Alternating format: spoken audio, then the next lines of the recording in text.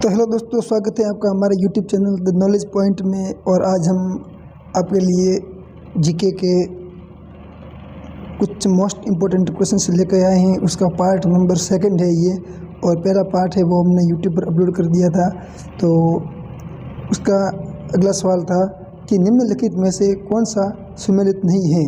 आपके ऑप्शंस हैं समता का अधिकार अनुच्छेद 14 से 18, शोषण के विरुद्ध अधिकार अनुच्छेद 23 से 24, धर्म की स्वतंत्रता का अधिकार अनुच्छेद 29 से 30 और संपत्ति का अधिकार अनुच्छेद 31। बताइए दोस्तों कि इसका करेक्ट आंसर क्या होगा। तो दोस्तों जो इसका करेक्ट आंसर होगा वो होगा आपके ऑप्शन नंबर 3, धर्म की स्वतंत्रता का अधिकार अनुच्छेद 29 से 30। ये दोस्तों ये वो सुमेलित नहीं है। 3 ऑप्शन ये सुमेलित नहीं है, बाकी सब सुमेलित है। चलिए चलते हैं हमारे अगले सवाल की ओर। तो हमारा अगला सवाल है 9 दिसंबर 1946 को पहली बैठक से भारतीय संविधान के निर्माण में संविधान सभा को कितना समय लगा। आपके ऑप्शंस हैं, ऑप्शन 1 है 2 वर्ष 11 माह और 17 दिन, ऑप्शन 2 है 2 वर्ष 11 माह 18 दिन, ऑप्शन 3 है 2 वर्ष 11 माह 19 दिन, या आपके ऑप्शन 4 हैं 3 वर्ष 1 माह और 16 दिन। बताइए कि इसका करेक्ट आंसर क्या होगा। कौन सा दोस्तों? ऑप्शन नंबर 2 वर्ष 11 माह और 18 दिन का समय लगा था संविधान निर्माण में। चलिए चलते हैं हमारे अगले सवाल की ओर। हमारा अगला सवाल है सिंधु स्थल जो कच्छ क्षेत्र में अवस्थित नहीं है। बताइए दोस्तों कि वो कौन सा स्थल है जो कच्छ क्षेत्र में अवस्थित नहीं है। आपके ऑप्शन हैं option 1 Dholavira, option 2 Desalpur, option 3 Lothal, option 4 सूरकुरला। बताइए दोस्तों कि इसका करेक्ट आंसर है वो क्या होगा।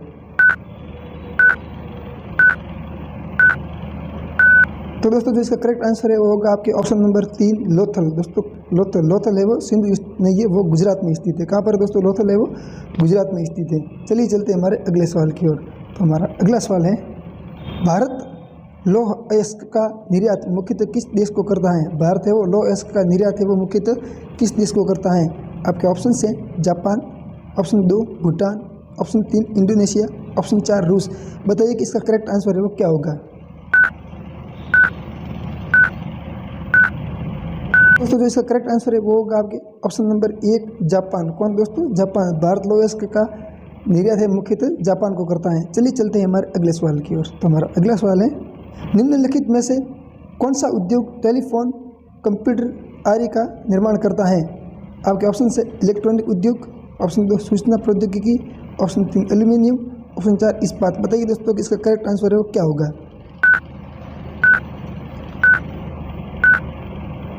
तो दोस्तों जो इसका करेक्ट आंसर है वो होगा आपके ऑप्शन नंबर 1 इलेक्ट्रॉनिक उद्योग। कौन सा दोस्तों? इलेक्ट्रॉनिक उद्योग।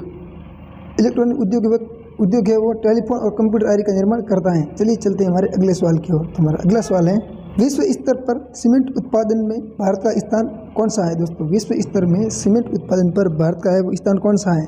आपके ऑप्शन से पहला स्थान है, ऑप्शन 2 दूसरा स्थान है, ऑप्शन 3 तीसरा स्थान है, ऑप्शन 4 5वां स्थान है। बताइए दोस्तों कि इसका करेक्ट आंसर है वो क्या होगा। तो दोस्तों जो इसका करेक्ट आंसर है वो होगा आपके ऑप्शन नंबर 2। कौन सा दोस्तों? ऑप्शन नंबर 2 दूसरा स्थान है। कौन सा? दूसरा। ऑप्शन नंबर 2 दूसरा स्थान है। चलिए चलते हैं हमारे अगले सवाल की ओर। तो हमारा अगला सवाल है निम्न में से जल संरक्षण तथा प्रबंध की ऐसी तकनीक जो कृषि तथा पेयजल के लिए सर्वाधिक उपयुक्त मानी जाती हैं। आपके ऑप्शन हैं खड़ीन, ऑप्शन 2 नाड़ी, ऑप्शन 3 जोहड़, ऑप्शन 4 बावड़ी। बताइए कि इसका करेक्ट आंसर है वो क्या होगा। तो दोस्तों जो इसका करेक्ट आंसर है वो होगा आपके ऑप्शन नंबर 1 कौन सा? खड़ीन। खड़ीन है वो जल संरक्षण तथा प्रबंध की ऐसी तकनीक है जो कृषि तथा पेयजल के लिए सर्वाधिक उपयुक्त मानी जाती है। चलिए चलते हैं हमारे अगले सवाल की ओर। तो हमारा अगला सवाल है निम्न में से किस आंदोलन के दौरान महात्मा गांधी ने केसर हिंद की उपाधि को लौटा दिया था। आपके ऑप्शन हैं असहयोग आंदोलन, ऑप्शन 2 खिलाफत आंदोलन, ऑप्शन 3 सविनय अवज्ञा आंदोलन, ऑप्शन 4 या इनमें से कोई नहीं। बताइए कि इसका करेक्ट आंसर है वो क्या होगा।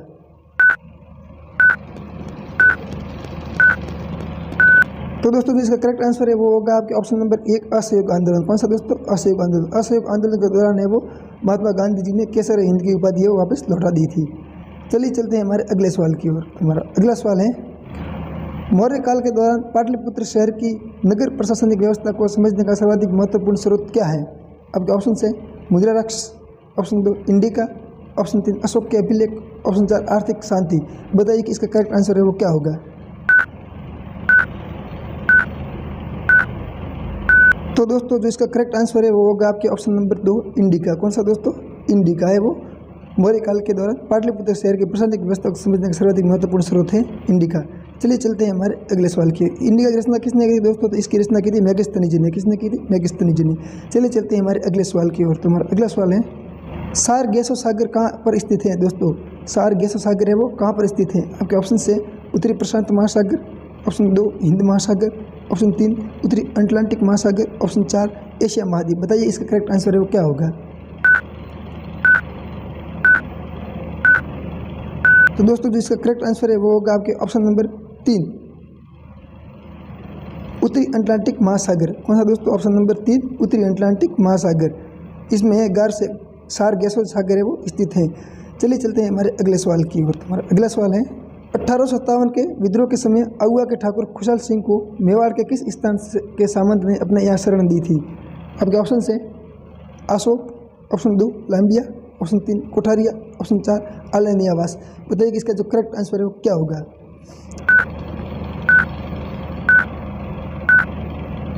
तो दोस्तों जो इसका करेक्ट आंसर है वो होगा आपके ऑप्शन नंबर 3 कोठारिया। कौन सा दोस्तों? Kothariya, option number 3। चलिए चलते हैं हमारे अगले सवाल की ओर। तो हमारा अगला सवाल है अजमेर का राजस्थान में विलय कब हुआ था दोस्तों? अजमेर का विलय राजस्थान में हुआ था कब हुआ था? आपके ऑप्शन से 1947 ईस्वी में, 1949 ईस्वी में, 1950 ईस्वी में या 1956 ईस्वी में। बताइए कि इसका करेक्ट आंसर क्या होगा। तो दोस्तों जो इसका करेक्ट आंसर है वो होगा आपके ऑप्शन नंबर 4 1956 में। कब हुआ था? 1956 में अजमेर का वो विलय हुआ राजस्थान में हुआ था। चलिए चलते हैं हमारे अगले सवाल की ओर। तो हमारा अगला सवाल है किस संप्रदाय को जयपुर के शासक सवाई जय सिंह का संरक्षण प्राप्त था? आपके ऑप्शन हैं ऑप्शन 1 राम स्नेही संप्रदाय, ऑप्शन 2 लालदासी संप्रदाय, ऑप्शन 3 ददू संप्रदाय, ऑप्शन 4 रामानंदी संप्रदाय। बताइए कि इसका जो करेक्ट आंसर है वो क्या होगा।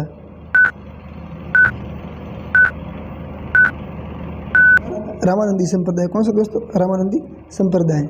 चलिए चलते हैं हमारे अगले सवाल की ओर। तो हमारा अगला सवाल है निम्नलिखित व्यक्तियों में से किसकी कविताओं और विचारों को पंचवाणी और बीजक में संरक्षित किया गया है?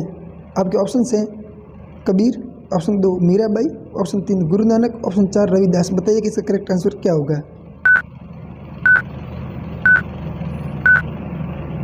तो दोस्तों जो इसका करेक्ट आंसर है वो होगा आपके ऑप्शन नंबर 1 कबीर।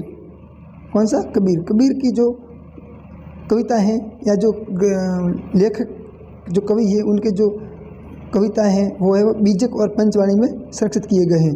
चलिए चलते हैं हमारे अगले सवाल की ओर। तो हमारा अगला सवाल है ऋग्वेद के विषय में निम्नलिखित 3 कथनों पर विचार कीजिए और सही उत्तर का चयन कीजिए। आपके ऑप्शन से ये 3500 वर्ष पूर्व लिखा गया। कथन 1, कथन 2 है इसकी रचना प्राकृत भाषा में की गई। कथन 3 है इसमें 1000 से अधिक प्रार्थनाएं हैं। आपके यहाँ पर 3 कथन दिए हुए हैं और ऊपर कूट दिया हुआ है नीचे, और इस कूट को देखकर आपको आंसर बताना कौन सा सही है। अगर पहला ऑप्शन है कि 1 सही है और 2 व 3 गलत है। ऑप्शन 2 है 1 गलत है और 2 व 3 सही है। ऑप्शन 3 है 2 सही है और 1 व 3 गलत है। ऑप्शन 4 है 3 सही है और 1 और 2 गलत है। बताइए कि जो इसका करेक्ट आंसर है वो क्या होगा। दोस्तों जो इसका करेक्ट आंसर है वो होगा आपके ऑप्शन नंबर 4। ऑप्शन नंबर 4 3 सही है कि इसमें 1000 से अधिक प्रार्थनाएं हैं, और 1 और 2 गलत हैं कि 1500 वर्ष पूर्व लिखा गया था, ये गलत है। उसकी प्राक रचना प्राकृत भाषा में की गई थी, ये भी गलत है। चलिए चलते हैं हमारे अगले सवाल की ओर। हमारा अगला सवाल है हाड़ौती के पठार में राजस्थान का कौन सा क्षेत्र ऊंचाई पर बसा है? आपके ऑप्शन हैं दक्षिण पूर्वी, ऑप्शन 2 दक्षिणी, ऑप्शन 3 दक्षिणी पश्चिमी, ऑप्शन 4 उत्तरी पूर्वी। बताइए कि जो इसका करेक्ट आंसर है वो क्या होगा।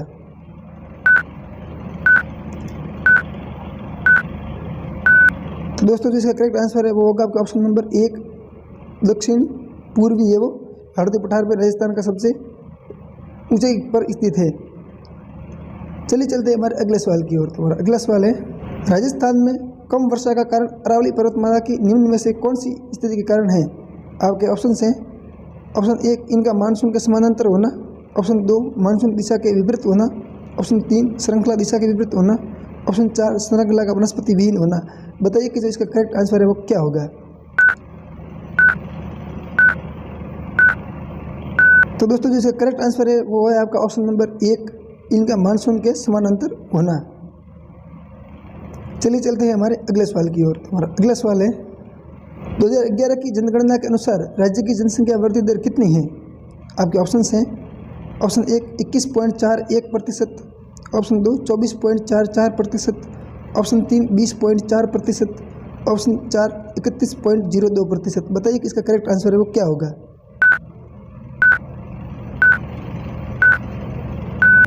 तो दोस्तों इसका करेक्ट आंसर है वो होगा आपका ऑप्शन नंबर 1 21.41%, यानी 41% राज्य की जनसंख्या वृद्धि दर है 2011 के अनुसार। चलिए चलते हैं हमारे अगले सवाल की ओर। हमारा सवाल है वैशाख शुक्ल तृतीया और श्रावण कृष्ण पंचमी को कौन से त्यौहार पड़ते हैं। आपके ऑप्शन हैं बड़ी तीज और ऋषि पंचमी, ऑप्शन 2 है आका तीज और नाग पंचमी, ऑप्शन 3 है छोटी तीज और बसंत पंचमी, ऑप्शन 4 है गणगौर और रक्षाबंधन। बताइए कि इसका जो करेक्ट आंसर है वो क्या होगा।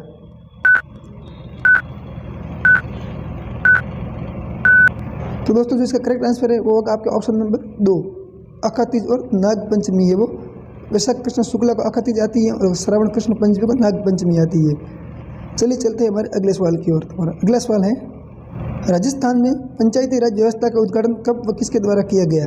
आपके ऑप्शंस हैं ऑप्शन 1 2 अक्टूबर 1959 पंडित जवाहरलाल नेहरू द्वारा, ऑप्शन 2 है 15 अगस्त 1957 पंडित जवाहरलाल नेहरू द्वारा, ऑप्शन 3 है 26 जनवरी 1952 महात्मा गांधी द्वारा, या ऑप्शन 2 है ऑप्शन 4 है 2 अक्टूबर 1959 सरदार वल्लभ भाई पटेल द्वारा। बताइए कि जो इसका करेक्ट आंसर है वो क्या होगा।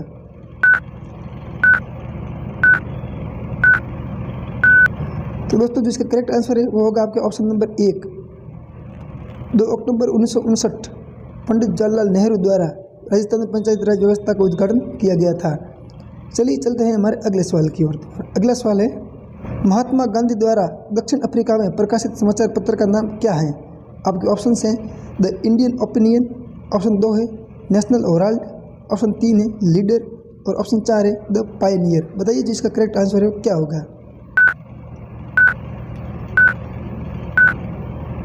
तो दोस्तों जो इसका करेक्ट आंसर है वो होगा आपके option number 1 the Indian opinion. कौन सा दोस्तों, द इंडियन ओपिनियन समाचार पत्र है वो गांधी जी द्वारा दक्षिण अफ्रीका में प्रकाशित किया गया था। चलिए चलते हैं हमारे अगले सवाल की ओर। हमारा अगला सवाल है भालर खाली जगह का प्रसिद्ध नृत्य है। भालर है वो किसका प्रसिद्ध नृत्य है।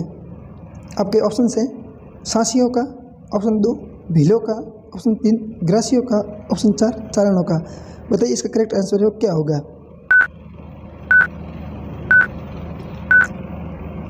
दोस्तों जो इसका करेक्ट आंसर है वो होगा आपका ऑप्शन नंबर 3 ग्रासियो का। किसका दोस्तों, ग्रासियो का है वो भालर प्रसिद्ध नृत्य हैं। चलिए चलते हैं हमारे अगले सवाल की ओर। हमारा अगला सवाल है रानी जी की बावड़ी राजस्थान के किस जिले में स्थित है। आपके ऑप्शन हैं ऑप्शन 1 बूंदी में, ऑप्शन 2 बीकानेर में, ऑप्शन 3 जयपुर में, ऑप्शन 4 जोधपुर में। बताइए इसका करेक्ट आंसर क्या होगा।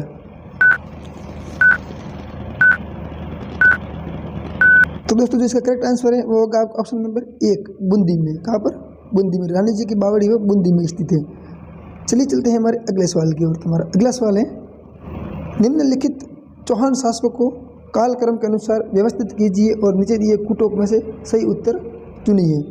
आपके ऑप्शंस में पहला है जो कालक्रम के अनुसार शासकों का नाम है उसमें पहला शासक है विग्रहराज चतुर्थ, दूसरा है सोमेश्वर, तीसरा है पृथ्वीराज द्वितीय और चौथा है पृथ्वीराज तृतीय।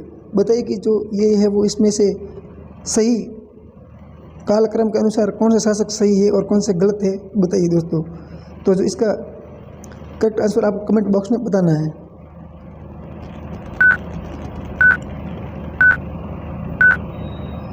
तो दोस्तों जो इसका करेक्ट आंसर है वो होगा ऑप्शन नंबर 4। कौन सा दोस्तों, ऑप्शन नंबर 4।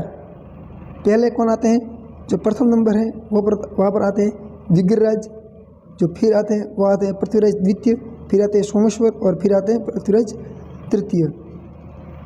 जो दोस्तों तराइन का युद्ध है वो पृथ्वीराज तृतीय ने, 2 तराइन के युद्ध है वो पृथ्वीराज तृतीय ने लड़े थे 1191 और 92 में। किससे कौन था इनके विपक्ष में हुआ था मोहम्मद गोरी। पहला युद्ध पृथ्वीराज जीत गए थे और दूसरा युद्ध पृथ्वीराज हार गए थे। सोमेश्वर पृथ्वीराज के पिताजी है। तो इसका करेक्ट आंसर क्या होगा दोस्तों? तो ऑप्शन नंबर 4 होगा।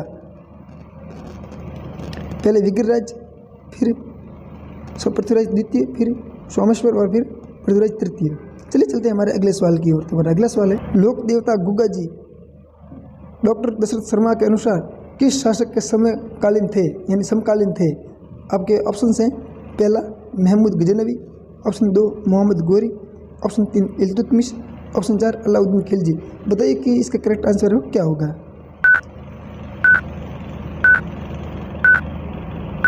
तो जो इसका करेक्ट आंसर है वो होगा आपके ऑप्शन नंबर 1। कौन सा दोस्तों? Option number 1 Mahmud Ghaznavi. जो लोक देवता गुग्गा जी है महमूद गजनवी के समकालीन थे। ये कौन बता रहे हैं? डॉक्टर दशरथ शर्मा बता रहे हैं। तो दोस्तों ये हमारे कुछ सवाल थे जो हमने आपके साथ शेयर किए हैं। आपको वीडियो अच्छा लगा हो तो वीडियो को लाइक ज़रूर करें, चैनल को सब्सक्राइब जरूर करें, दोस्तों सपोर्ट ज़रूर करें। हम ऐसे ही आपके लिए वीडियोज़ लेके आएंगे, ऐसे ही क्विज लेके आएंगे जो आपको बहुत इम्पोर्टेंस है, बहुत काम आएंगे आपके। और मिलते हैं अगले वीडियो में, तब तक के लिए धन्यवाद। जय हिंद, जय भारत।